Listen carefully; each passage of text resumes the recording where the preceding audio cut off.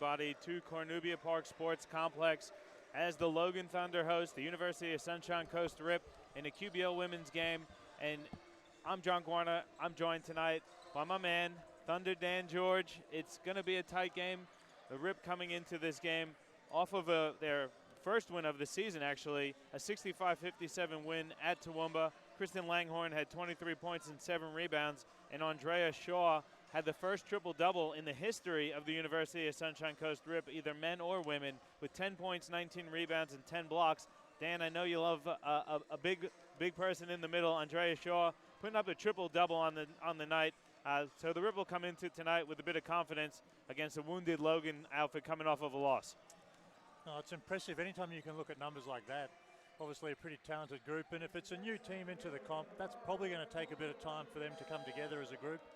So it's obviously taken them a few weeks, but performances like what you just read out, John, they're obviously peaking at the moment, and I think it shapes up for a pretty good match here against, like you said, a good Logan team, although maybe a bit under strength at the moment. Yeah, Logan comes in off the back of a loss, and it was a fairly comprehensive loss last week, 69-54 to Brisbane. Brisbane just absolutely dominated that game defensively. They held Logan to 16 points in the first half.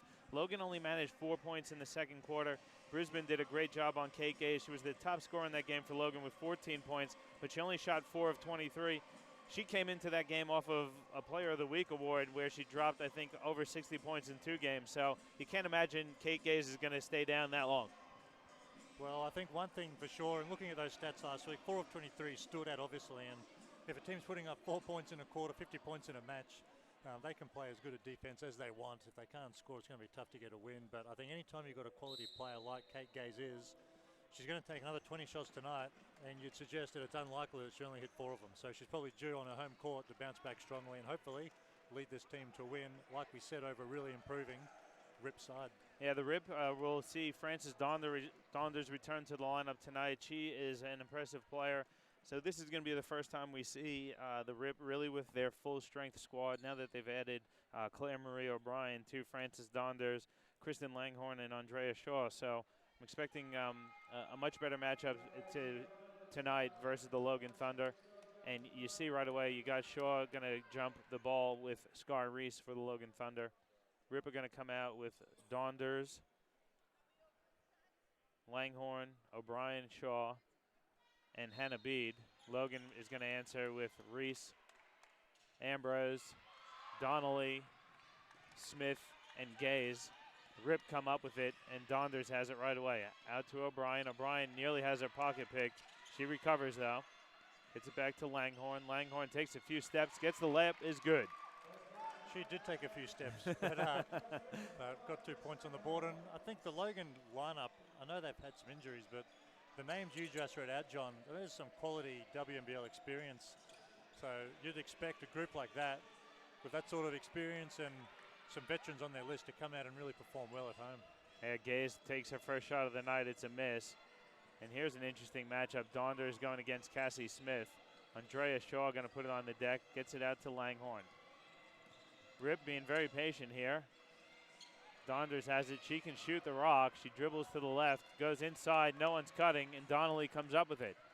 Donnelly now 1-on-2 is going to stop and pop. That's good from Michaela Donnelly. Nice jump shot there by Michaela. It's going to be an interesting matchup in the backcourt. Both of these teams, that's where their strength is. Donders again throws the ball away. So 2 turnovers in a row for Frances Donders. She's been out for probably over a month now, so she definitely have a bit of rust on the old wheels. Yeah, it's definitely showing. Two turnovers and 2 possessions, not a great way to start, but got to credit Logan's defense as well, but Shaw's got some great length. You can see her blocking the shot inside there. Yeah, 10 blocks in a game, that's never easy. Shaw picks up her first one on that possession on Scar Reese. I like what Reese does there, though. Take the jump shot to try and draw Shaw away from the basket. Langhorne has it stolen by Smith. 2-2 is the score. 8:09 to go. Donnelly shoots a jump shot. O'Brien scraps for the rebound. Looking to be tied up. Referee's going to blow the whistle. They're going to call it jump ball. Coach Van Dongen, though, going to take a timeout here. He doesn't like what he sees early from the University of Sunshine Coast Rip. What do you see out on the court? If you're Coach Van Dongen, what are you telling the team now? Well, obviously we don't know exactly what they're trying to run. And I think one of the reasons we don't know is that they haven't been able to get into anything yet. So I think it's 3 possessions leading to 3 turnovers on the last few trips up the floor. So I just think if you know that you've got a couple of good scorers and a player coming off a triple-double, you probably want to get her some touches. So I would expect he's having a go at them at the moment, just encouraging them to get through their sets, try and get some good looks. Because what turnovers will do is leading to a Logan team that only scored 50 points last week. It gives them easy looks in transition. And that's the last thing you want to do is to get them going early. So I just think he's going to be stressing, get through your stuff. Let's get some shots for the people that we want to be shooting in. And Andrea Shaw, I would suggest, will get some looks out of this time out, or at least I would hope so. A couple of touches at least. You got to feed the big man down low, especially when they're getting blocks for you on the defensive end.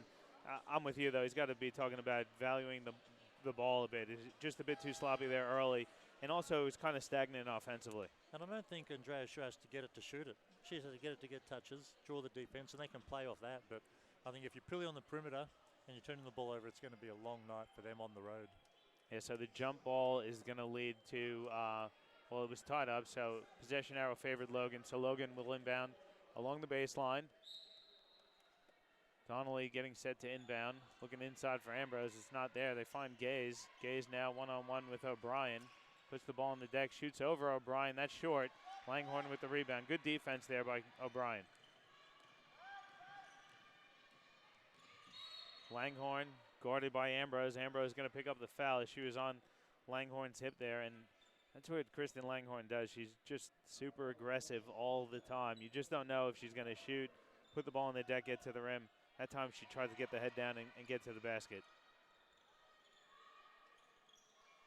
A little better ball movement here. Donders going to fire a 3. That's good. It's a 5-2 lead now for the Rip. That's what Donders does. She can make it rain. She had a little Steph Curry celebration point to the roof as well. So that could be ominous signs for Logan if she gets hot. And Rip in a man-to-man defense here. Donders has the matchup with Donnelly. Smith takes the pass, kicks it out now to Ambrose. Baseline jump shot is good.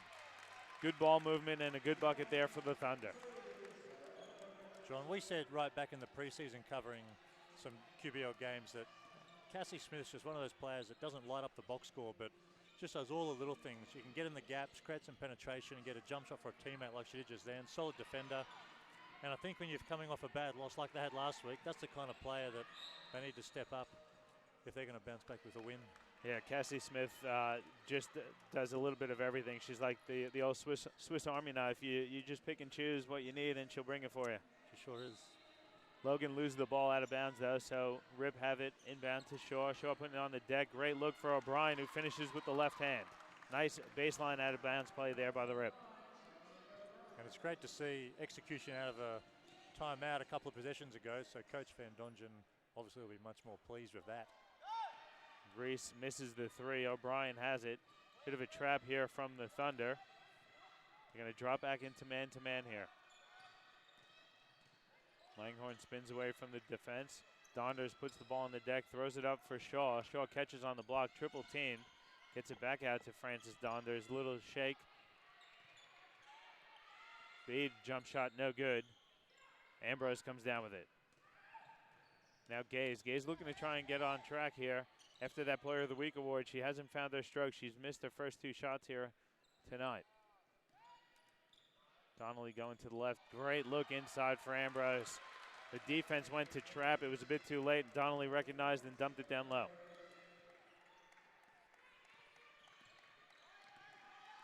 Good show there by Reese.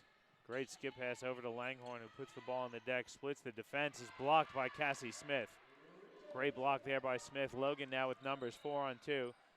Smith inside for Reese. Reese goes right at the defense. Layup, no good. And Shaw comes down with it. Donders on the wing. One of the things I talked to Coach Van Dongen is that when I saw the Rip early this season, I thought they have plenty of talent on the floor. I'd like to see Donders be a bit more aggressive because she's such a talent offensively. She can really, really shoot the ball. Yeah, we saw her there just on the wing. She had a pretty decent look. I'd like to see her fire away. Yeah, I agree with you.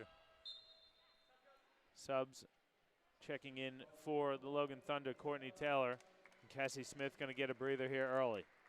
I don't think Coach Van Donge is the kind of player that's going to, the kind of coach that's going to be overly critical of a shot like that either. So if you've got the green light, I think be aggressive.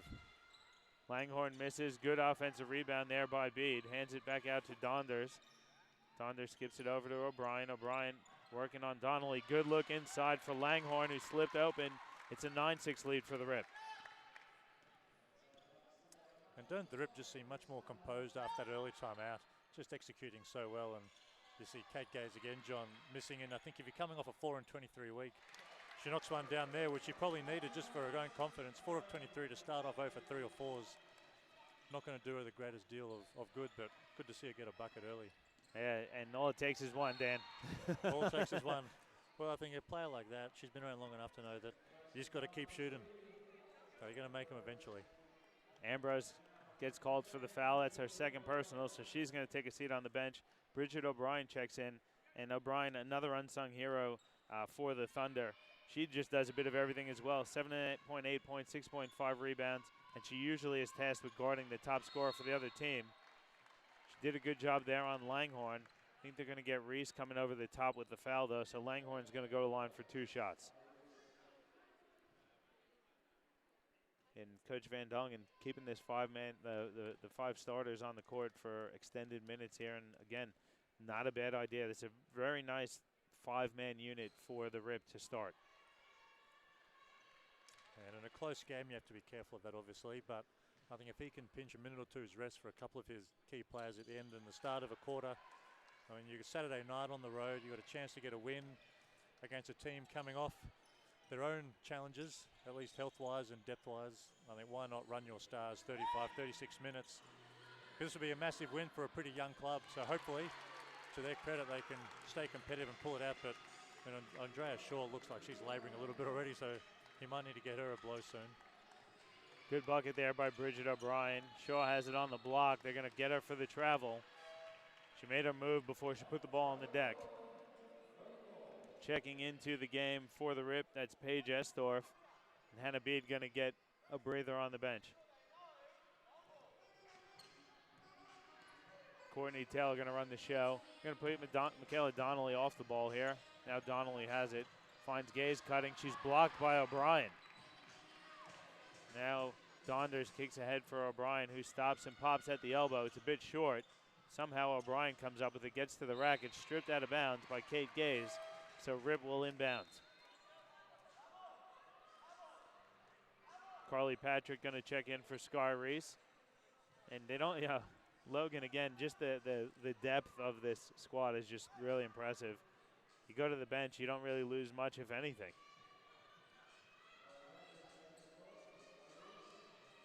Shaw puts it on the deck. Donders wide open for 3. That's good. That's Donders' second 3-pointer, increasing the lead to 3, 13-10 for Rip. I'm not sure that Andrea Shaw has scored yet, and it's no secret that I love a big post presence, but I mean, that bucket, got to credit the shooter. That's a great shot to knock down, but it comes off, post touches, draw the defense, kick out to your shooters, and the more of that the Rip can get, I think the better off they'll be. Shaw going to get called for the foul there. She got a piece of the ball. Nonetheless, though, that is a personal foul. That's only going to be Shaw's first, and it comes with about 2 seconds to go on the shot clock, so that's a bit disappointing. Yeah, sure is.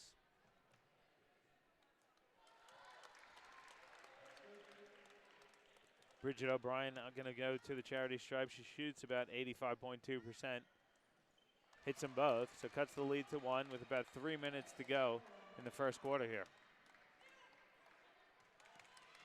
O'Brien skips it to Estorff. Excuse me, that's Paige Estorff. Another Donders 3, though, for the Rip. She's 3 of 3 from deep. Lead is 4 now for Sunshine Coast Rip. Good backdoor cut. Bit of the body there by Paige Estorff on Michaela Donnelly. Estorff kind of got caught not looking at the ball there. I don't blame her. That was an incredibly tough pass that Kate Gaze was able to thread the needle with. But got to keep your eye on the man and the ball, don't you? Well, that's what happens if you don't. You foul there. That's the second team foul for the Rip. Donnelly going to step into a long one. That's blocked there by Shaw. She can block, and when you're blocking three-point shots, you know you're a shot blocker. I mean, absolutely. Leaves her feet, finds Estorff on the baseline, who's trapped by the double team. Gets it out to Langhorn, who's going to fire a three. That's way off. O'Brien comes up with it and hands off for Donnelly. Now Cassie Smith gets to the middle of the court, finds Taylor. Back to O'Brien for three. It's up, short, and Shaw comes up with it. And that's where Logan really is dangerous in transition. Absolutely. O'Brien nearly loses it. She's on the wing. Looking to get the on ball here from Shaw. Shaw sets it. O'Brien picks up the dribble. Pass inside, knocked away and stolen. Donnelly to Smith. Misses the layup. Follow is no good. It's tipped out, and O'Brien comes up with it. So Rip kind of got away with one there. Logan missed a couple bunnies.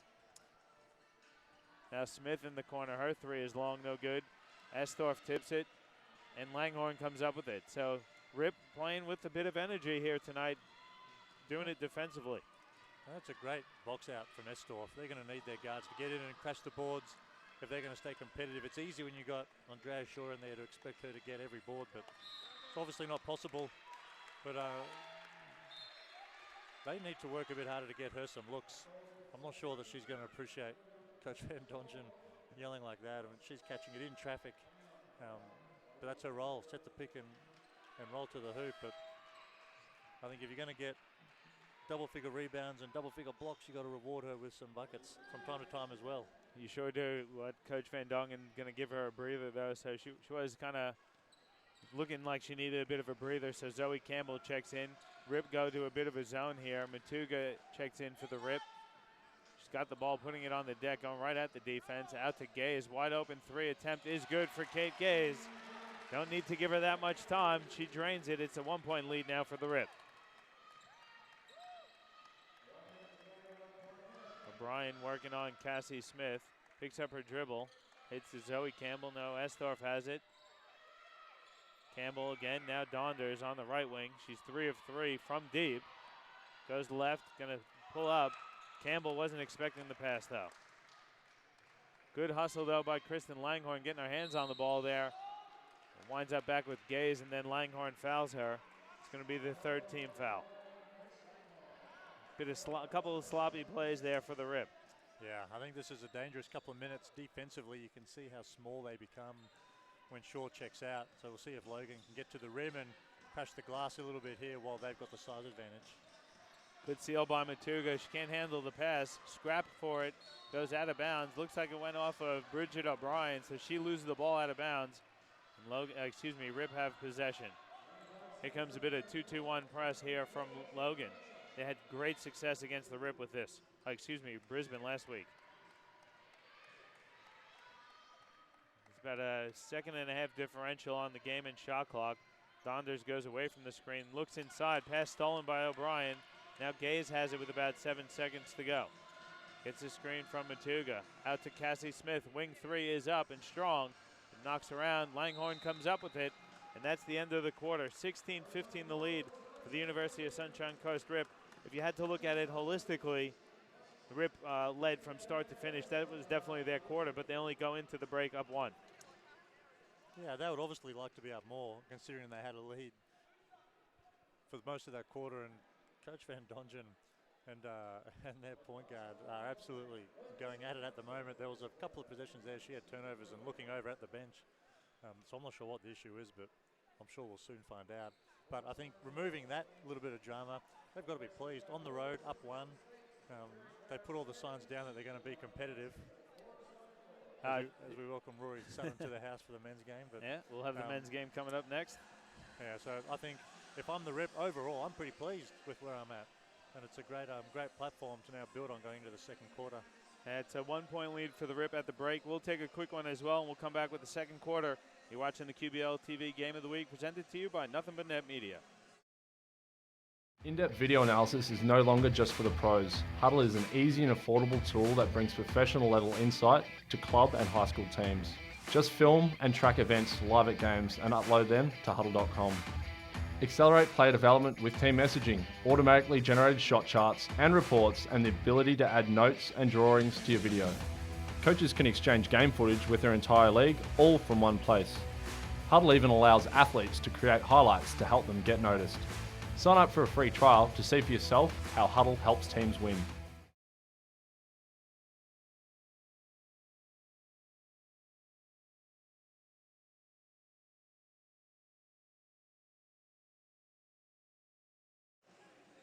Welcome back to Cornubia Park Sports Complex as the University of Sunshine Coast Rip women lead the Logan Thunder 16-15 heading into the second quarter. Take a quick look at some first quarter stats here. Kate Gay's top scorer for Logan with 5. Ambrose has 4. Donnelly with 2. And Bridget O'Brien with 4. They shot 6 of 19 from the field, only 1 of 6 from 3. So you got to expect the Thunder to pick up the pace as well. And then you look at the Rip. Frances Donders leads all scorer with 9 points. She's a perfect 3 of 3 from three-point land. Langhorne has 5, O'Brien has 2, and that does it for the Rip. They shot 46% and 60% from 3. So, and John, it was Frances Donders and Coach Van Dongen who are having the challenges at the end of the quarter. So if that's an issue for them, they're going to be in trouble. So let's hope that she's back on the floor ASAP because she was playing so well. And this is her first game back after a little while, so she's going to need a bit of a breather. Rip looking for some offense. Ula Matuga is going to take a jump shot that's no good. Zoe Campbell comes up with it for Rip. Now Paige Estorff going to run things for Sunshine Coast Rip. Bede has it driving left. She picks up her dribble and she's fouled. That foul is going to go on Carly Patrick. So that's the first team and personal foul of the second quarter. It'll be interesting to see where the offense comes with Donders on the floor. You got to expect Shaw and O'Brien to get some touches here. Campbell, nice move, dumps it inside for Shaw, who misses the reverse layup. Great move there by Zoe Campbell. Good hustle by the Rip to recover. Estorff fires away. The jump shot is good, so nice creativity there by young Zoe Campbell. Oh, it was a fantastic move the first time and the second time. And with Logan in a zone, I guess they're trying to take away that three-point shot, maybe, as Shaw picks up her second foul, so she's going to need to be careful now. But isn't it great when a young player like Campbell can come in and be confident and make a great play like that? Yeah, just Rip fell asleep there. A little miscommunication defensively. They were looking to get into that 2-3 zone, but the top of the zone just wasn't aware of it. And that's just communication. That's all that is there. Well, the zone doesn't work well when only 3 of the 5 players are running it. So the communication is the key. I was once told, John, every problem in the world comes down to a breakdown in communication. And I think zone defense in basketball is one of those problems. Just basketball in general. You know, you always hear them when they talk about the great players that one of the first things you hear them say about them is that they are great communicators. So it's not just offensively, but defensively as well. No doubt about it. Just going to fix up your mic here so we could hear you a bit better, Dan. Thank you. There we go. And here comes the press. I'm going to have to repeat everything I've been saying now, so thank you for that. No worries. We'll just run it back for you. No problem, Dan. Let's see what the Rip do here. A bit of this. It's a 1-3-1 zone. In the corner, his O'Brien. Her skip pass is stolen there by Donnelly. That's exactly what Logan wanted. Donnelly dumps it in for Gaze. Gaze jump shot is no good. Offensive rebound, Bridget O'Brien, and she's fouled on the putback. So Rip playing right into Logan's wheelhouse here. Turnover, transition bucket. It didn't lead to a basket, but it's going to lead to 2 free throws. Yeah, these are not great signs for the Rip at the moment. Struggling to get good looks offensively, and like you said, John, Logan, a team that was struggling to score a week ago, are getting easy looks in transition, which is exactly what they want. And they're going to press now, and it's a great move by Coach Williams because at the moment, Rip turning the pillow over number 1, but their point guard's on the bench. Yeah. At the moment for the Rip, they've got 9 turnovers. They go right over the top. Matuga with the block, though. Campbell's got to go up stronger than that. Ula Matuga with the big block.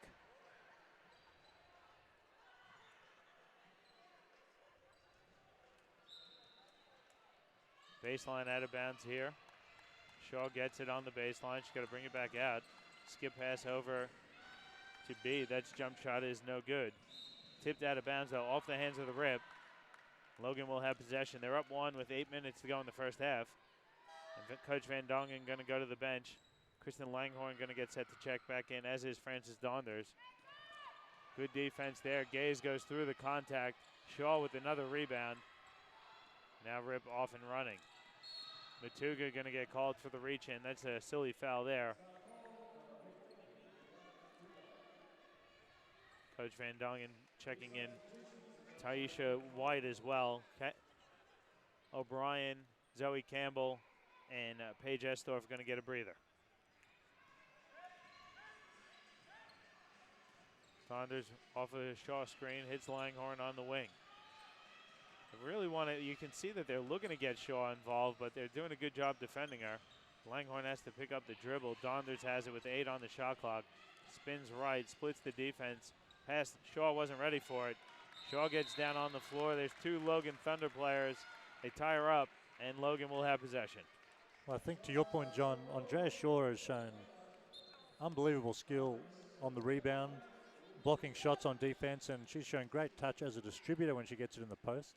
But she hasn't really shown the will to just want to go and post up and get a bucket as yet. And I think for the sake of their team, she needs to find that will pretty quickly. Otherwise, they're going to continue to struggle to get looks against this zone defense from the Thunder. Gay's going to fire a wing 3 that goes in and out. Donders comes up with the rebound. She's going to slow things down. I think Shaw, though, for me, she stays a bit too upright in the post. She needs to get a bit lower and wider. I agree, 100%. It looked like the roll was there. Langhorn couldn't get the pass off. White has it now over to Bede. Bede's on the wing. 4 seconds on the shot clock. Pass nearly stolen. To make matters worse, Kristen Langhorn picks up the foul on Michaela Donnelly. I believe that's going to be Langhorn's second personal. Yep, second. And now the third team foul on the Rip.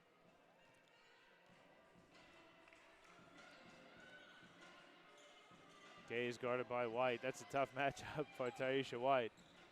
Now Smith has it. Donnelly, top of the key, looking inside. Shaw gets a hand on it. It winds up with Gaze. Gaze now goes baseline. Jump shot is good, and she's fouled. Who are they going to give this foul to? It looks like that one's going to go on Frances Donders. Donders got caught in the crossover.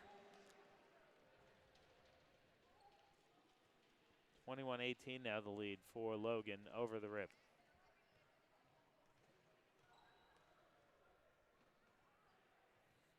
Gaze hits the free throw.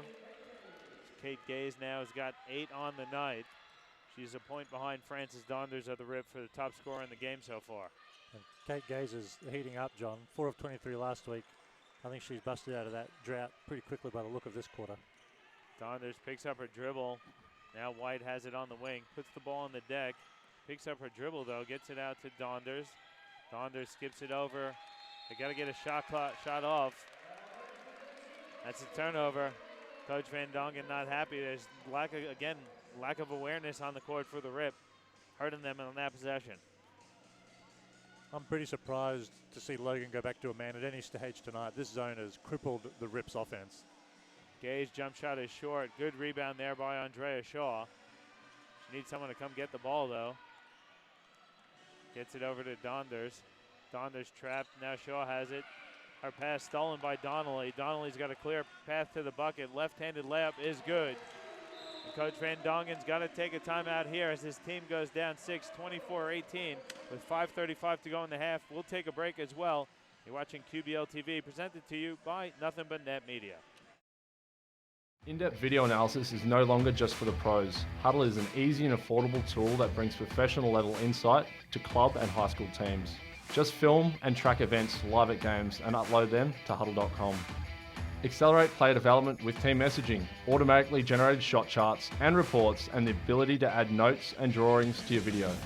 Coaches can exchange game footage with their entire league, all from one place. Sign up for a free trial to see for yourself how Huddle helps teams win.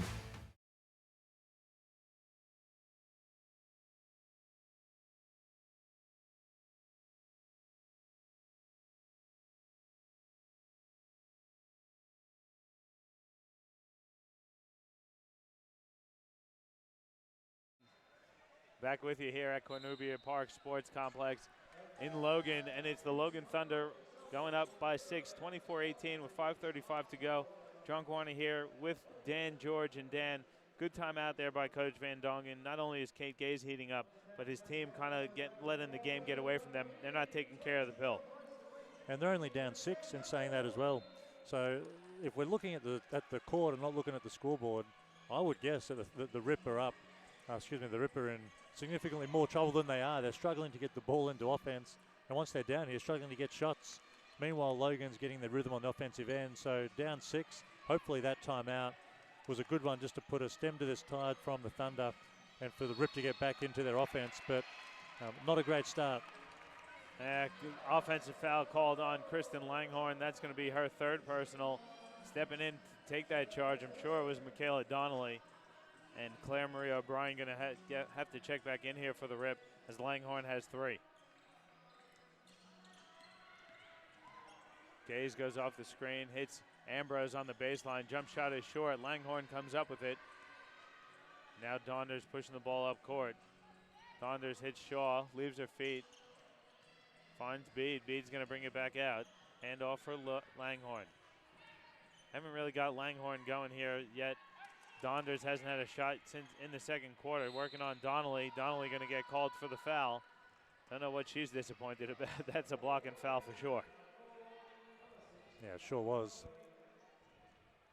You can see Donders grabbing her shorts. So I think a couple of weeks off. First game back, like you mentioned, maybe fatigue setting in for her. But like I might be a little bit biased towards our interior players, but Andrea Shaw coming down, catching it at the foul line in transition. She's got to take one dribble and go up strong. Good look inside for Bede, who rattles it home and cuts the lead to 4. Jess Taylor has it now. Sky Reese going to fire a long 3 that's way off. O'Brien gathers for the Rip. And she's up court here. Neely has it stolen. Shaw recovers for Rip. She beats the clock. Good defense there. Now with 14 seconds to go, O'Brien has it over to Bede. Bede's going to fire a 3 that nearly rattled home. Gaze kicks it ahead now for Donnelly. They've got numbers. Skip pass is knocked out of bounds by Claire Marie O'Brien. Coach Van Dongen going to the bench. Zoe Campbell checks in. And also Cameron Hughes.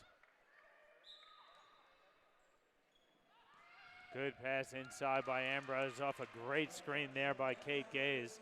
Gaze just absolutely took out Cameron Hughes there and just held her screen. White has it on the wing, guarded closely by Taylor. Puts the ball on the deck, spins left, and picks it up. Pass inside for Campbell is knocked out of bounds. It went off of Zoe Campbell's foot, though. It's not a bad idea there by White, but she kind of forced it inside.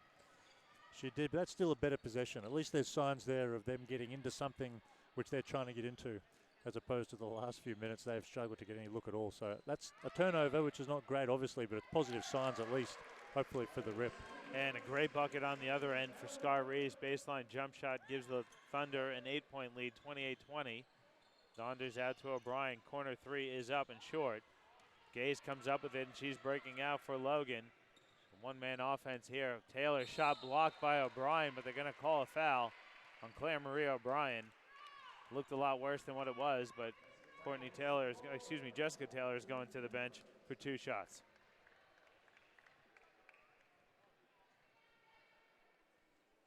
Taisha White going to check out for the Rip, and checking back in is Paige Estorff. Taylor's first free throw attempt, no good.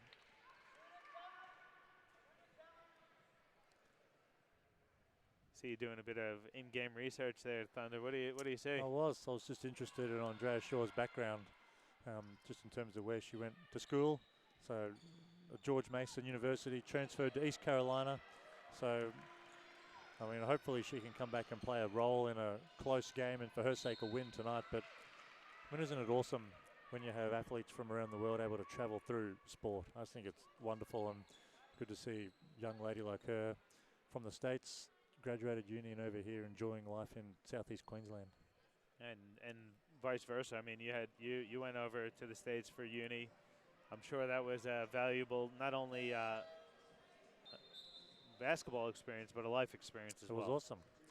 Well, I think the basketball experience is what you go for, but all the life stuff that you get out of it is, I think, down the line where you get the most reward. And I'm sure that someone like Andrea Shaw or anyone else that comes out here will, in the future, look back on their time playing basketball abroad with the same type of feeling. And we see more and more American imports coming over every season. We'll see a few in the next game as well, as the Rib have a couple American in the men's game. One of them former NBL player Lance Hurdle. Zoe Campbell misses a layup. O'Brien misses another one, and Reese comes down with it for Logan. Under 3 to go now. It's an 8-point lead for Thunder over Rip. I think if the Rip, given their struggles this quarter, if they can go into this break down 8 or 9 points, they're going to feel pretty good about themselves still. But if this next couple of minutes ekes out and they go down 12-13, mentally that's a long way back in the second half. So this is a big couple of minutes coming up for both sides to try and get momentum heading into the halftime break. Going to give that foul to Sky Reese there. That's the 4th team foul. Rip are in the penalty already. 2:34 to go in the first half. An 8-point lead for Logan. I think Sunshine Coast would be fairly happy with the defense they're playing. They're doing a good job defensively. You know, Logan, even though they struggled to score last week, they went into that game averaging 80 points a game as Donders gets a nice bucket to go down. She still hasn't missed yet. Well, sorry, go ahead, John. I said Logan can put the points on the board. Well, I guess what I was about to say was just agreeing with that. If the Rip had have said we're going to hold Logan to 70 or 75 points, they're going to give themselves a pretty good chance to win, and they're on target to do that. So defensively, I don't think they've got too many problems, and I think it's even more to the point that a lot of Logan's offense has come from transition, which is a result of the Rips' bad offense as opposed to any defensive issues. So if they can figure out how to get into their sets and how to run some offense, I think they're going to be a real shot to pull out a road win tonight. Yeah, Logan, though, just absolutely crushing Rip on the boards. There's 24 rebounds for Logan to 13 for the Rip. And second chance opportunities at the moment is the best weapon for Logan, and transition buckets. Lead now 30-22 as Taylor hits another free throw.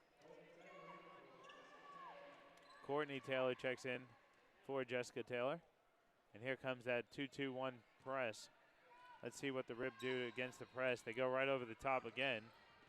Jess Elliott has it now for Rip. Donders has it on the wing. Working the ball around the perimeter. It's a 5-out offense at the moment here for Rip. Donders got 7 seconds on the shot clock. Good pass inside. Campbell. Jump shot is short there by Cameron Hughes. Here's Logan in transition. Gay's driving baseline. Kicks it over to Donnelly. Donnelly spins away from the defense. Blocked by Campbell, but there's a foul before that. That's going to go on Claire Marie O'Brien. That's O'Brien's 3rd personal as well. Oh, 2nd, sorry. That was a nice spin move there by Donnelly, spinning away from the defense. Yeah, sure was. Well, Michaela's one of those experienced players that does a little bit of everything as well.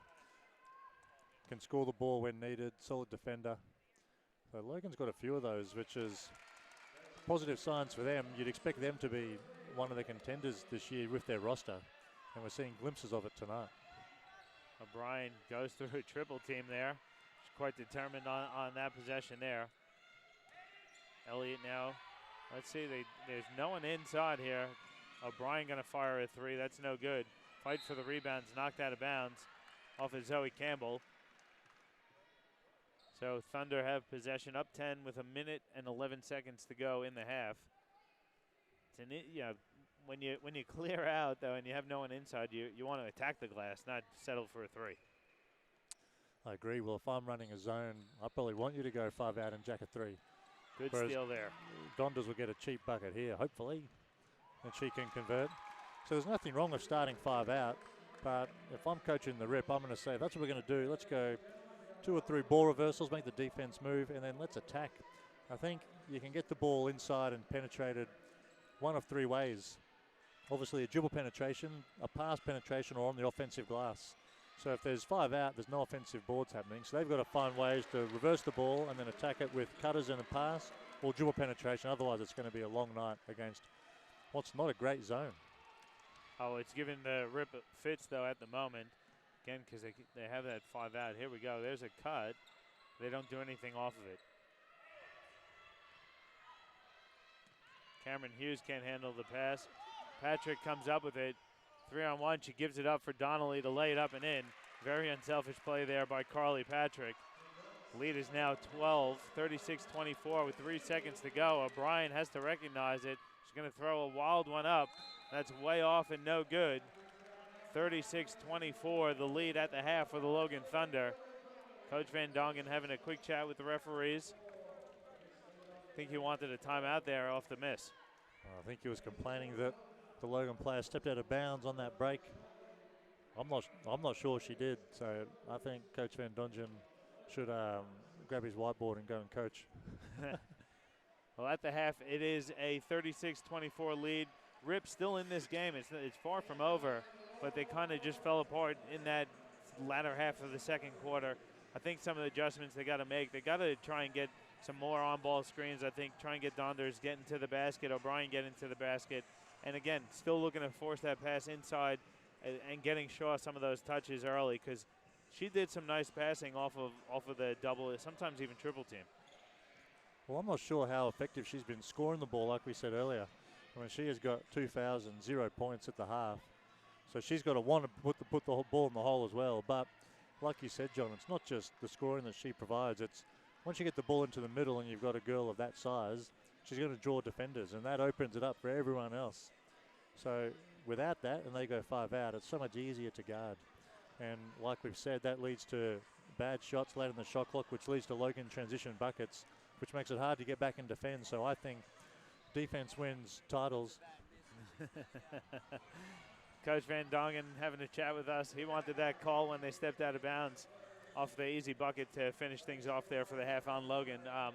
I think, yeah, we probably didn't get the full sideline there. It was certainly close. From our angle, it was hard to tell. But I just think Rip there just need to kind of get things back going again. They need to play Shaw. I personally think she sat a little bit too long, even though she had the 2 fouls. Well, that might have been a missed call potentially, but that's going to happen. But that one missed call is not the reason that they're down and can't get into an offense. So hopefully they can go back and address that. But I agree. And I know that I particularly am incredibly biased towards interior players, just given that we should be sticking together, us 4 and 5s. Yeah. But in saying that, Andrea Shaw doesn't have to be your leading scorer, but she does have to get a touch on offense every time, simply because it opens up 3-point shots, opens up ball reversals, opens everything up, and it makes the defense suck into the paint. And as we saw when she went out, without that happening, they're going 5 out. It's so much easier to guard a Rip team that's struggling to put points on the board. Defensively, 36 points, they'd be happy with that. 24 and a half is just not enough. Yeah. Well, it is halftime, so we'll take our break at halftime. We'll come back with a few minutes before the start of the third quarter to go over some stats from the first half. It is that 36-24 lead for the Logan Thunder at the half over the University of Sunshine Coast Rip here on QBL TV, presented to you by Nothing But Net Media. In-depth video analysis is no longer just for the pros. Huddle is an easy and affordable tool that brings professional level insight to club and high school teams.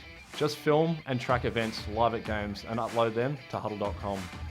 Accelerate player development with team messaging, automatically generated shot charts and reports, and the ability to add notes and drawings to your video.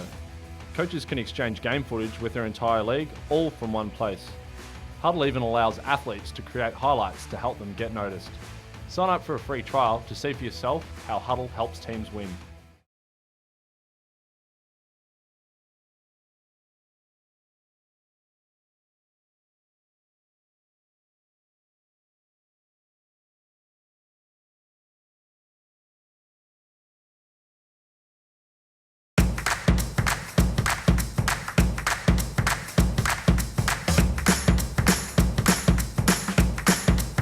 Hi, my name is Jade and I play basketball for Queensland. Well, some of the great things about the Aussie Hoops program would be the younger kids, developing their skills at lower ages. The thing I love about playing basketball would be working as a team. I also love the energy and the atmosphere basketball has. Favourite training session of the week would be my club training it's more involved than just individual sessions. If a kid approached me about playing basketball for the first time, I would definitely tell them about how much fun it is. Basketball's a game for everyone, and it's also an all year round sport. It doesn't matter what shape or size you are, give basketball a go.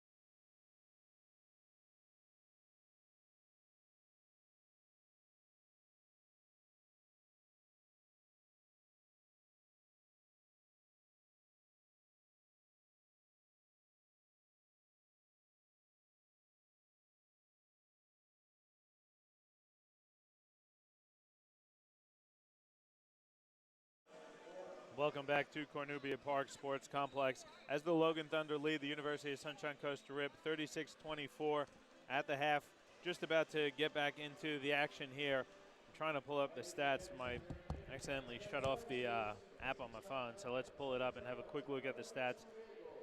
Top scorers of the game for the Thunder, and that is Kate Gaze. She's got 8, and Michaela Donnelly also has 8. But the top scorer in the game is Frances Donders of the University of Sunshine Coast Rip. She's got 13. If we take a look at the stats for Logan in the half, they shot 35% from the field, only 1 of 9 from 3, but they did get to the free throw line 13 times, and they had 16 rebounds to the Rips.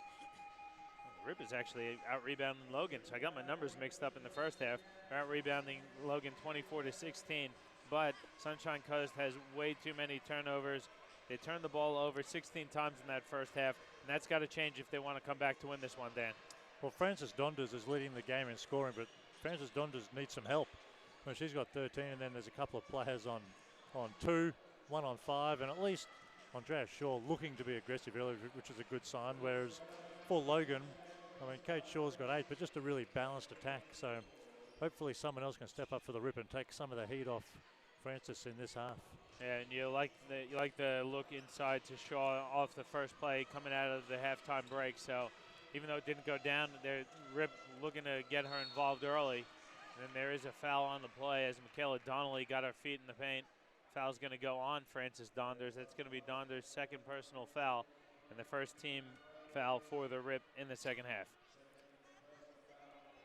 I think the first possession out of the halftime break was a look inside, so it's obviously by design. So hopefully that does a couple of things. Firstly, changes Andrea Shaw mentality to become more aggressive, hopefully, and realize she has to be a focal point for them. But hopefully it also, from Rip's point of view, makes Logan more aware of playing inside D and opens the floor up for all the shooters like Frances Donders, who's going to have to keep carrying the load in this half. Good break here from the Rip. Shaw puts it on the deck out to Donders. Donders, good defense there by Donnelly. Bede has it now on the wing. 8 seconds now on the shot clock, so O'Brien puts it on the deck, picks up her dribble, looks inside for Langhorn. Left-handed layup is good by Kristen Langhorn. Much better action so far in the first 2 Rip possessions. But they get caught sleeping defensively as Sky Reese gets an easy bucket underneath the hoop. So nice transition bucket there by Logan. Good response. Oh, soft pass there by Langhorn, stolen by Gaze. Gaze goes to the rim and lays it in. It's now a 16-point lead here for Logan, 42-26. It's just a soft pass, but you got to cut hard too. No matter how far away you are, you got to come to the ball and catch it aggressively. You sure do. Bede's 3 is off. Now Logan looking to put the stamp on this game here. Donnelly on the wing. Good ball movement here into an on-ball for Cassie Smith. Smith going to pick up her dribble. Skip pass is stolen, though, by Langhorn. Langhorn on the right wing. Hits O'Brien. O'Brien trying to step through. Flips a wild one up. She gets it to fall. Cutting the lead now to 14. We've seen O'Brien time and time again go to that kind of step through, almost like Euro step type step through move. Well, I think anytime someone goes to the effort of having matching athletic tape and headband, I think you will like to see them get some good easy buckets. Yeah. And that was far from it. She obviously had to put some English on the ball to get that to go down, and a bucket that Rip desperately needed. Corner 3 by Bede is good, so 5 straight here for the Rip, cutting the lead to 11. Rip kind of hanging in there. I thought Logan was about to put the foot down, but Sunshine Coast has answered, cutting the lead to 11. And then a turnover on the other end by Cassie Smith, trying to lead. Ambrose there to the bucket.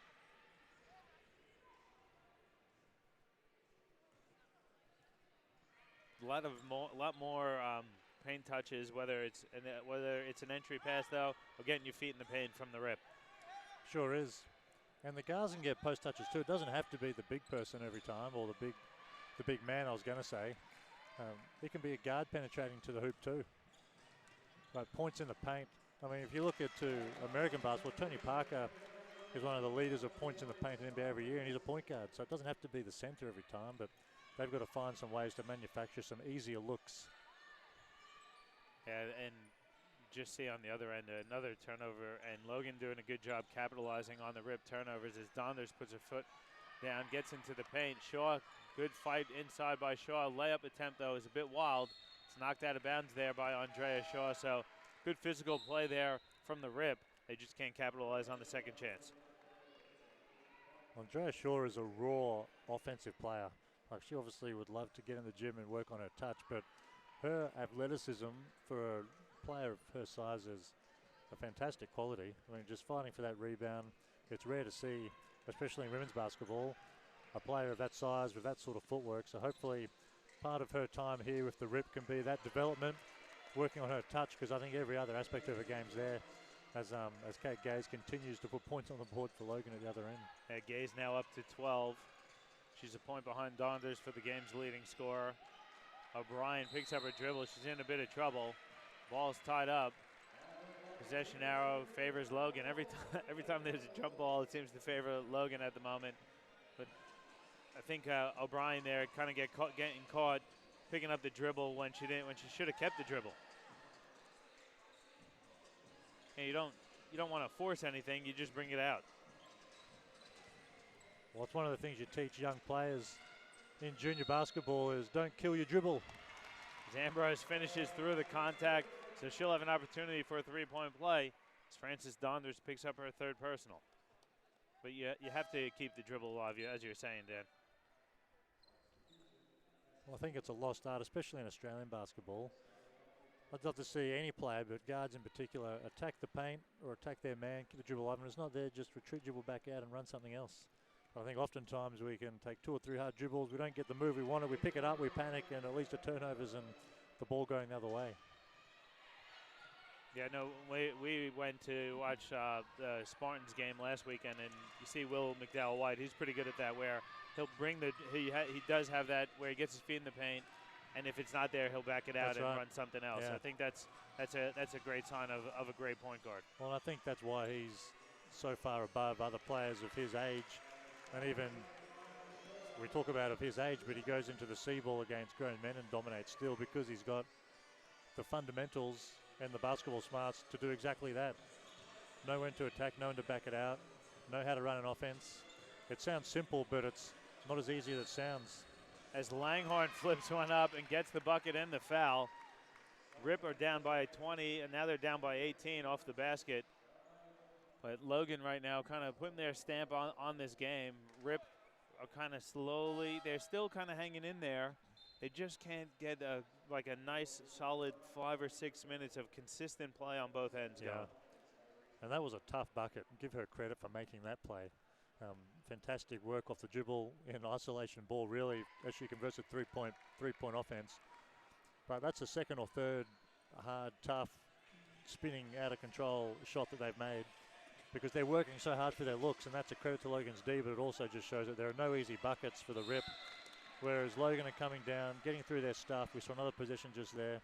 Coming out of a set, getting exactly what they want, and they go to the line for 2 shots now as well. It's just hard basketball, just trying to get every offense that they can possibly can for the Rip, somehow getting shots, whereas Logan are coming down just systematically running what they want to run. It's really 2 contrasting styles at the moment, at least from where I'm sitting. Yeah, and it's an experience thing also. You look at Logan, every player that they send out onto the court has, at a minimum QBL experience. They bring in people who played at the highest level too.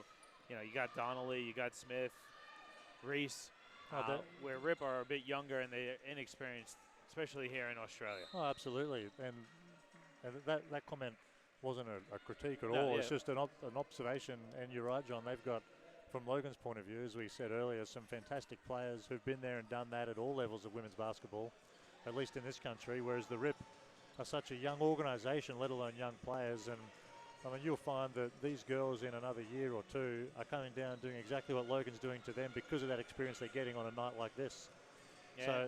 So their struggles is not the coach's fault, it's not the players' fault. It's just the fact that they're a young, inexperienced group, and the only way to overcome that is to go through nights like this and get experience. So. Yeah, and to Coach Van Dongen's credit and to his team's credit, they do show consistent week-to-week improvements. I mean, if we would have seen the Rip a month ago playing this Logan Thunder team, there's no chance. I don't think they would have even been in the game at the half. Yeah. And they're still hanging in. They're down 19 Absolutely. at the moment, but they're right in this game. They just need to get a few more stops here. And every single player for the Rip is playing as hard as they possibly can. I think a lot of the times when coaches lose a locker room, or if teams are going through a long season and they're losing games, you can just tell the body language is never great. And it doesn't look like people really want to go as hard as they could, whereas tonight these girls are playing as hard as they can, which shows that they're buying into the system. They're all trying to get better as a club and as players, and that's nothing but positive for the future, personally for them, but also for this organisation playing in the QBL. And you see, when you bring a team together like the Rip, this is their first. It's not just their first year; it's their first year in existence. So quite often when you have a club like Logan, who's been around for a long time, you have some consistency in the ranks. Players have played together before, even sometimes coming up through the junior ranks together. Absolutely. And that translates into the game. Whereas the Rip, it's a group that has just come together for the first time this year. And they do have plenty of talent. You've got a Kristen Langhorn, who's a veteran. You've got a Frances Donders as an import coming in, playing for the first time. And you have some younger players like Claire Marie O'Brien, who just come back from the Division I ranks over in the U.S. You've got a Paige Estorff and a Hannah Bede. And one thing that I think we kind of take advantage, or take for granted, I should say, when you do bring in imports, you never really know what you get until they're here. You don't know what dynamic and how they're going to fit into that culture that you're trying to bring.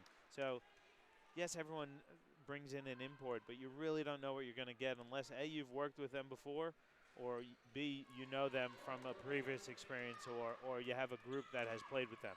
Absolutely, and you can watch tape and you can pretty much know what you're going to get from an on-court point of view by watching a lot of film. But John, your point about not knowing how they're going to fit culturally, not knowing the kind of person they are, how they're going to fit in the community, which is so important, especially in junior ranks, where the organisation is really held up by a really strong foundation of juniors. All of those intangibles is so important to the translation to on-court success, but also just for the success of the program. And you're right, until they're here, you don't know. And I think when we look to the men's game later on, one of the comments that Coach Rucker would make is that he's got 3 guys that played for him in Glasgow last year that have come to Logan, and they come after having had a year with him last year, so they know exactly what he wants, they know exactly the culture he sets, and they can come in and they can buy in straight away for their team, but also for this whole facility and the kids who look up to them. Sure, putting the ball on the deck and trying to get to the rim, and I think that consistency, it doesn't happen quite often, but I think Coach Rucker, it's obviously played to his advantage. Plus, he brought in 3 guys, and they're not just any 3 guys either.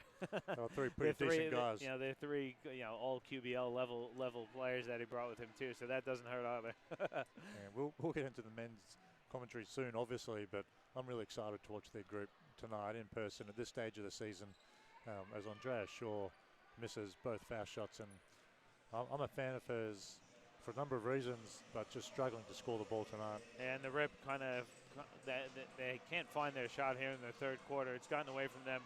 They're down 59-34, and just a couple of sloppy passes there leading to some turnovers. And I think it's almost worth a timeout at this stage. Only a couple of minutes left in the quarter, but I'm calling a timeout right now if I'm Coach Van Dongen, partly because I don't want this to turn into a 30-point loss at three-quarter time, or 30-point deficit rather. Plus, I just want to get these young girls in, give them some encouragement, let them know they're actually doing all right. And they're turning the ball over, but there's a lot of good stuff happening as well. What you don't want is for this young group to get down by 30 and it becomes another very tough loss to take, having had so many good signs up until this point. Yeah, and Coach Williams has gone to his bench here. Checking in was Hazel Fui. Also checked in is Jade Kirsomi. So you got some of the young talent coming through the Logan ranks. And when you talk about young talent, I mean, especially on the women's side of things, the Logan Thunder, it's like a production line down here in Logan. They just continually churning out talented young women playing basketball. One of the Logan Thunder locals who is on the Logan Thunder QBL roster is Mila Goodchild. She couldn't be here, though, because she was busy with the under-17 Sapphires, knocking off the United States for the first time ever in the under-17 World Championships. What an amazing result for those girls overseas right now, but on a broader scale, just for Australian basketball in general. I mean, it wasn't long ago that the Opals and the USA were clear cuts, first and second ranked in the world, and you could almost flip a coin who would win gold medal out of those two. And the women may have come off slightly, but I think the Rio Olympics will be another great showing for them. And then you look at the Sapphires beating the USA in that tournament. What an incredible result. Just fantastic for those girls, but just for women's sports in general in this country. And, you know, the standard of the women's game here has been a strong suit for a few years now, and it's continually getting better here. As we see another turnover there, that was Madeline Campbell trying to get Zoe Campbell involved. Shaw on the other end with the block. Then a foul there going to go on. Looks like that one's going to go on Hazel Fui. So 62-34 the lead. A minute 25 to go here in the third quarter. But that was a great win for the Sapphires, and it wasn't, you know, it was a double-digit win also. So Australia has an opportunity to win a gold medal for the first time in a long time. And I think one of the risks after a win like that is, I mean, that could have been their grand final. You beat the USA. I mean, those girls will be on an incredible high after a performance like that. Hopefully they've got, and I'm sure they do, the ability to just compose themselves and put in the exact same performance and reward themselves with a gold, which they obviously deserve. Yeah, let's hope they do. Best of luck to the Sapphires. With 8 seconds to go on the shot clock, O'Brien puts the ball on the deck, throws one up, blocked there by Shaw. Fui comes up with it out to Taylor. Three is short. No, it's not. It rolls in. Courtney Taylor couldn't believe it either. 65-34 the lead now for Logan. Shaw leaves her feet. That's a big no-no.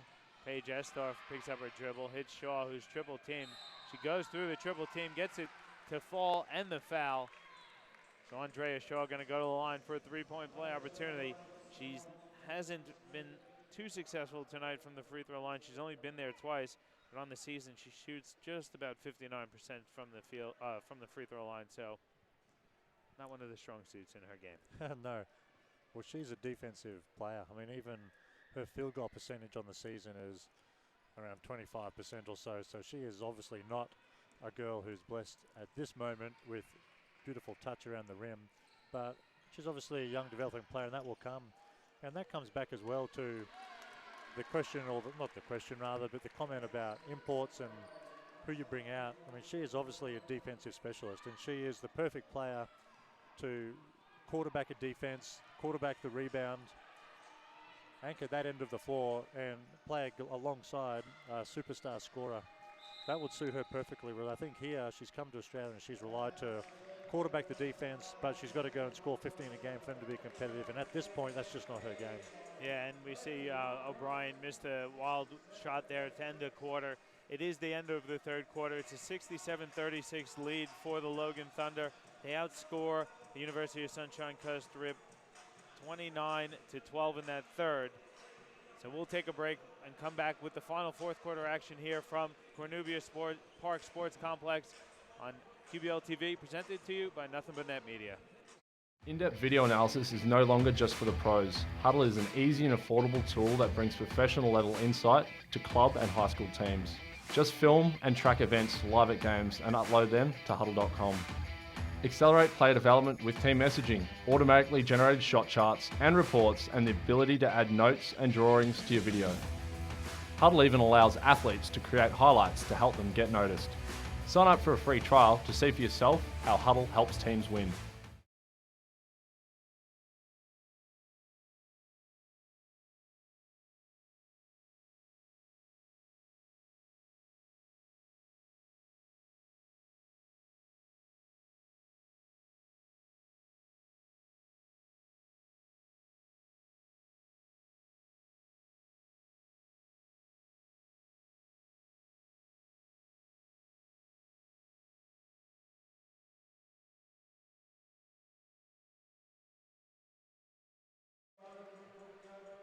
Welcome back to Cornubia Park Sports Complex. I'll get that out one of these days. 67-36 the lead for the Thunder heading into the fourth quarter. It was a 31-12 third quarter run there by Logan that's really put this game out of reach for the Sunshine Coast Rip. I think in this fourth quarter here, Yeah, I'd like to see Coach Van Dongen get Frances Donders back into the game. She's been one of their better players. She's coming back for the first time in a few weeks, yet we see her still sitting on the bench. Maybe he just doesn't want to risk hurting her, but it's a 31-point lead here, and some of the youngsters for the Rip are going to get some minutes here. You see Cameron Hughes, got Maddie Campbell as well, O'Brien, Shaw, and Estorff in there. O'Brien flips one up and in for the Rip, cutting the lead now to 29. Well, Frances Donders, I don't think, has scored this half after looking really impressive in the first half. And that's coincided with a pretty poor offensive showing from Logan. But there's two ways, from the Rip. Logan have been great. But there's two ways that this half can go, I think, if you're the Sunshine Coast. That is, you can get blown out completely, and it can become a fairly demoralising drive back home. Or they can say, we've lost the game, as Cassie Smith almost converts on a bucket with a foul shot to come. So they can drive home demoralised, or they can say we've taken a loss, but at least we've used this last quarter to get young players minutes. We've run our sets, we've executed well, and there's a lot of positive stuff to build on. Yeah, let's win the quarter. Well, let's see, exactly. So let's see which way this quarter goes, because I don't think there's anything in between. It'll be one or the other, and we'll be able to tell pretty quickly which it's going to be. Yeah, well, at the moment, Logan has scored 4 straight points, all 4 going to Cassie Smith. Those 2 free throws give the lead back up to 33, 71-38. Long pass there by O'Brien, stolen by Fui. Now Kirasome, foul line jump shot, rolls out and back in for Kirasome. Jade Kirasome gets on the score sheet. And I like what Logan's doing here. They're playing their bench, but let's press. Let them run. You know, just because you're up big doesn't mean you don't want to run your stuff either. Now, these are valuable minutes for a bench unit and for some of the Thunder youngsters. Well, and there's another great bucket, which should be an M1, I think. Well, we spoke about the Sunshine Coast Rip, which way this quarter's going to go for them. But it's the same thing for Logan, and it could very easily happen that we're a few weeks down the line, and hopefully not, but there's an injury to a senior Logan player, or they get into foul trouble in a final, and you need one of these young girls to come in and play a role. So unless they have experiences like tonight, that's going to be hard to do. Yep. So hopefully this gives them the chance to come in and get some experience and get some confidence in a game situation as well. So Estorff missed the first. Coach Van Dongen wanted the end one. I don't understand why, if it was a shooting foul, they didn't count the bucket. I agree. Yeah, I'm not really too sure either, to be completely honest with you. I mean, a situation like this as well, when it's 73-38, give them the points. You did a good effort. Just give it to her. Regan Baker with our expert refereeing commentary. Now we have a true insight on how Regan referees. So if you ever see him out on the QBL and he gives you a bucket, give him a pat on the back. But again, you know, if you're sending them to the line to shoot 2 free throws, then they were fouled when they were shooting. It went in, thus count the basket. But the only thing I can think of that may have come into play as well is if she got fouled, then travelled and the points went in, you have to cancel it because the travel obviously negates the fact that the points went in. I wasn't watching close enough to see whether that was the case, but you know, other than that, count it 1 shot. It's the only way it makes sense. I'm with you, Regan.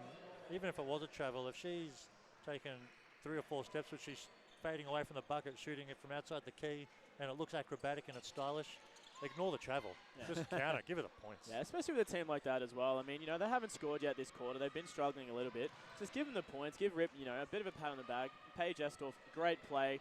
Count the points. Why not? Estorff came off there limping a bit. Looks like she's going to get a little treatment on her ankle as play starts to get a little sloppy here. Cameron Hughes and Andrea Shaw tying up Carly Patrick. It's a jump ball. And again, the possession arrow favors Logan Thunder. Checking in for the Rip going to be Zoe Campbell, and Andrea Shaw going to get a breather. Not sure if we'll see Shaw again tonight. I hope we do.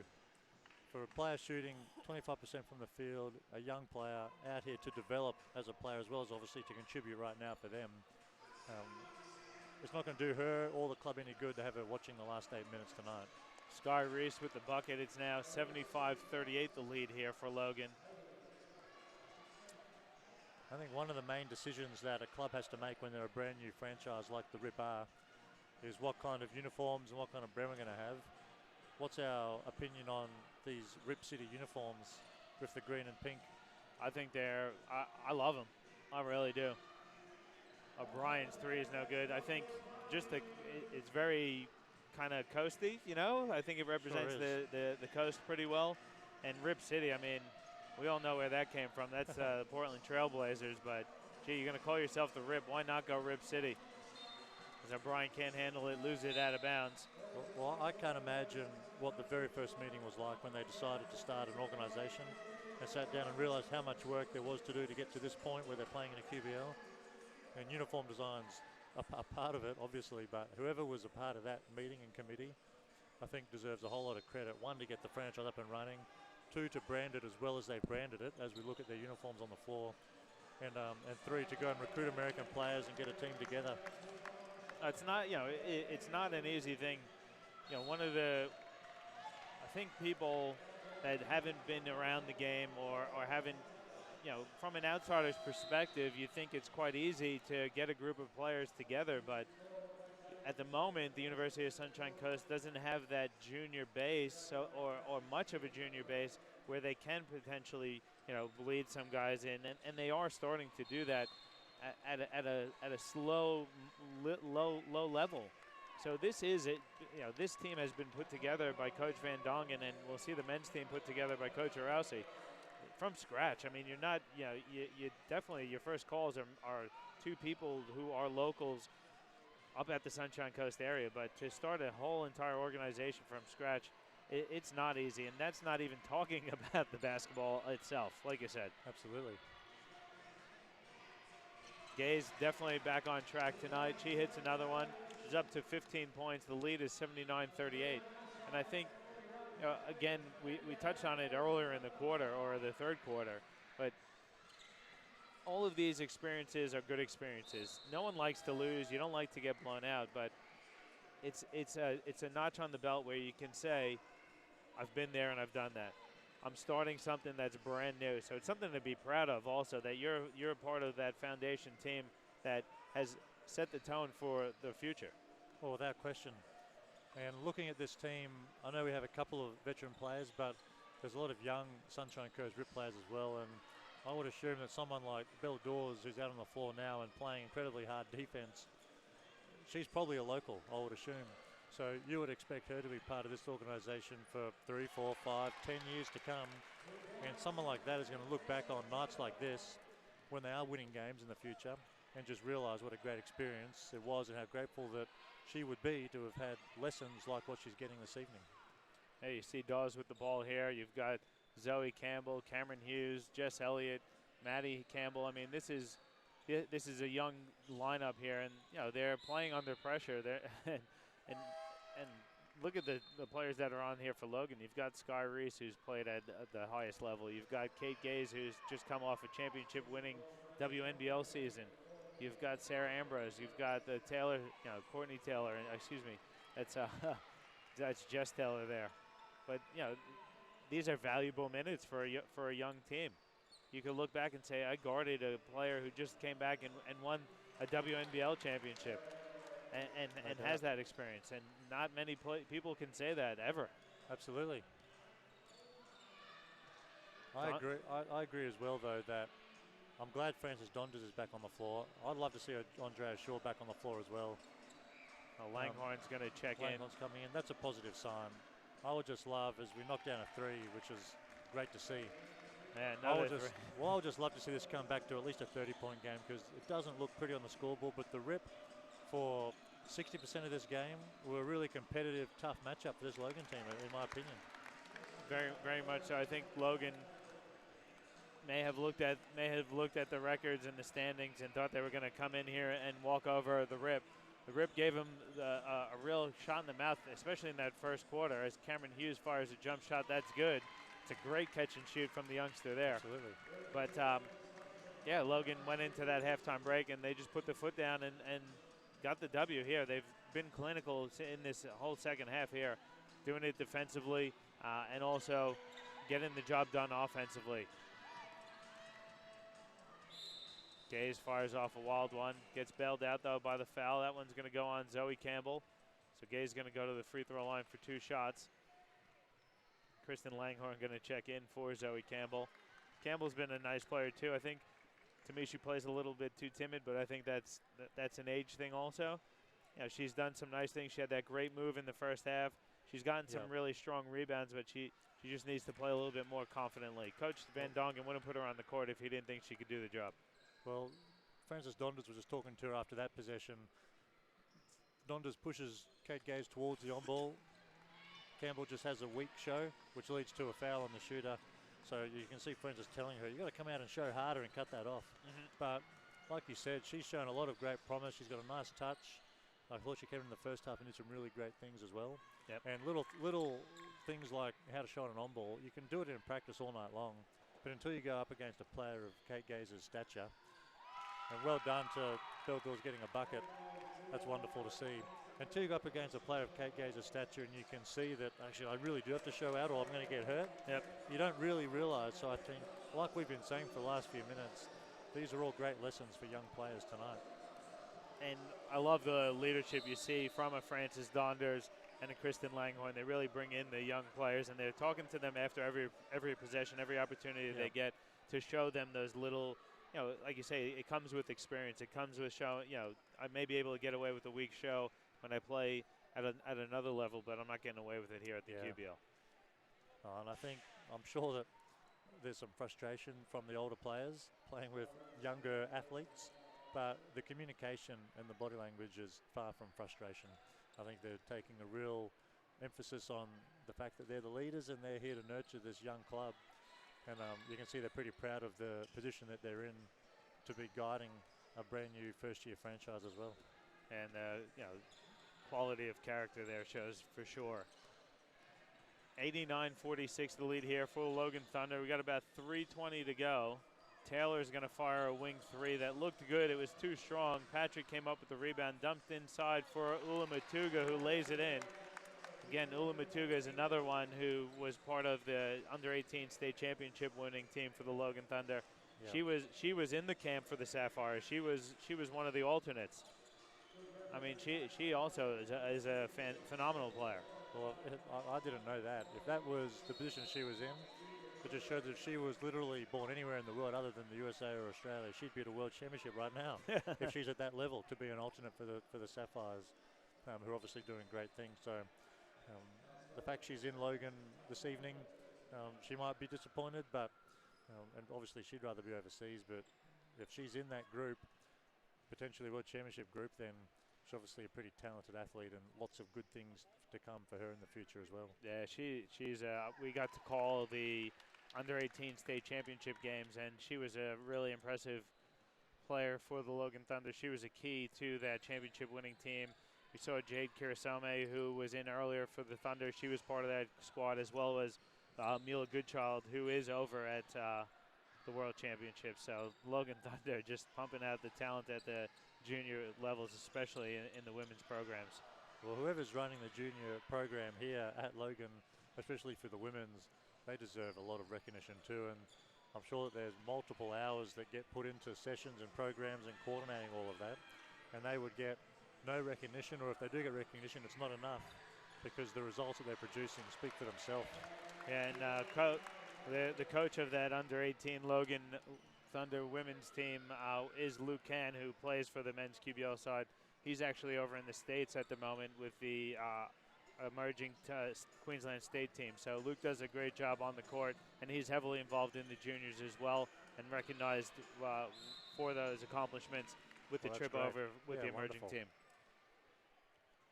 And I think we talk about junior talent developing. We've spoken about girls on both sides tonight, both from Logan and obviously the RIP, being young players and getting experience. But stories like that, it's wonderful to hear about young emerging coaching as well. Because unless that continues, kids like mine who are 7 and 5 aren't going to have great coaching in 10 years' time. So it's wonderful to hear that whilst the players are developing, the coaching is developing as well. And hopefully this trend of producing world-class basketball players, especially in the female ranks, will continue on. Well, yeah, if your two girls have inherited any of your genes, maybe we'll see them suiting up for the green and gold one day. Well, I'll be coaching them, so they'll be all right. They might be in trouble. Who knows? Yeah. I was talking to. They will know how to feed the post, if nothing else. And that's a key skill that we don't see quite often. That's for sure. But the transition from playing to coaching, is that something that you're interested in, Dan? I think, well, the first answer is yes, definitely. And I've got a standing offer to head back to my old alma mater in the States and join their program, which I've considered a few times in the past, but I'm pretty comfortable doing what I'm doing and calling games with nothing but net. I was about to say, I'm not sure you could play, coach, and call games. So if there's a decision to be made, I'll stay on this side of the desk, I think. All right. I like that. As long as you keep me on the roster. I know you've worn many hats in your day. I'm sure you could pull off the triple threat, Dan. Hazel Fui's checked in. Ula Matuga dumps it off for Fui. Baseline jump shot is good. Great creativity there by Matuga to hit Fui on the baseline. Got about a minute 20 now to go in the game. It's 95-49 the lead here. Langhorne going to get fouled there by Matuga. So that's 5 team fouls for Logan. They're in the penalty, and Langhorne's going to go to line for 2 shots. Don't forget, guys, after this game finishes, we'll wrap things up, and then we'll have the men's game. It should be a great game between the Logan Thunder and the University of Sunshine Coast Rip. We'll finish this stream, and then we'll bring you a separate stream. You can watch all the games on the Basketball Queensland YouTube channel. You can watch past games, and you can also see the upcoming schedule. Next weekend, we'll be back here in Logan as the Logan Thunder take on the Townsville Flames and the Heat, which should be 2 fantastic games as well. They will be great games. Looking at the ladder earlier, that's in the men's anyway, almost the top of the table, 1 versus 2 clash. That will be a game to watch for sure, either live or obviously via the stream. That's going to be top quality video and commentary as well, but that'll be fantastic matches to be viewing. Yeah, and the women's game will also be a great game. Townsville probably not as strong as they have been in years past, but they are a very strong team. And Logan sitting currently in 3rd place, so going to continue with the win. They'll move to 9-3 with the win here tonight. Sunshine Coast will drop to 1-8, and you look ahead to that matchup versus Townsville Flames next weekend. For the Logan Thunder, it's going to be a great game. Kristen Langhorne gets called for an offensive foul there, so that's going to be her night with her 5th team personal foul. Langhorne, I love watching her play too, though, because she just goes 125% every single time. Good rebound there by Dawes, trying to bust out. Patrick comes up with the ball, though. Cross-court pass for Donnelly. Donnelly goes inside for Patrick. Pass nearly stolen. Matuga has it. Patrick going to get called for this travel there. Let's take a look at some stats here. Leading scorer in the game is Kate Gaze with 17. Her 17 leads the way for all scorers. We look at the Logan Thunder. They had 3 other players in double digits. Bridget O'Brien finished with 14 points, 7 rebounds. Michaela Donnelly also had 14, and Sarah Ambrose had 15. You look, Cassie Smith with 4 points, 4 assists, and 3 rebounds. On the game, Logan got their shooting percentages up, way up. They'll finish at 50% on the game.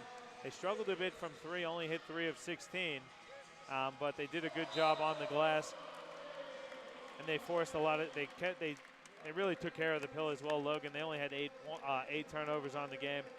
For the Sunshine Coast Rip, Frances Donders finished with 16 points. She was a perfect 4 of 4 from 3. She had 2 assists. Kristen Langhorne with 13, and that's it in double figures for the Rip. The Rip shot 38% from the field, 38% from 3. They really struggled at the free throw line, though, only shooting 7 of 18, and they had 31 turnovers. So just a hard-fought game for the Sunshine Coast Rip. They just really were outclassed by the Thunder tonight. Can I change speeds very quickly? Yes. Michael Cook, the assistant coach for the Sunshine Coast Rip, I've got a fun fact for you about him. Let's hear it. The under-14 Queensland baseball team, back in the day, he and I were the battery that led the Queensland Rams through to the medal round. Left-hand pitcher, and he was my catcher. How fantastic. Boom. So there you go. We've both woken up and made the transition to basketball. I'm assuming that was before your growth spurt? That was about halfway through. Yeah. You don't see many 6'10" pitchers there anymore. But I thought I was Randy Johnson for a minute. Yeah, one of the greatest, Randy Johnson. But that's going to wrap things up here for the women's game. It was a 97-50 win for the Logan Thunder. Guys, we're going to take a break. We'll come back with the men's game. Thanks, everyone, for tuning in to QBL TV, presented to you by Nothing But Net Media.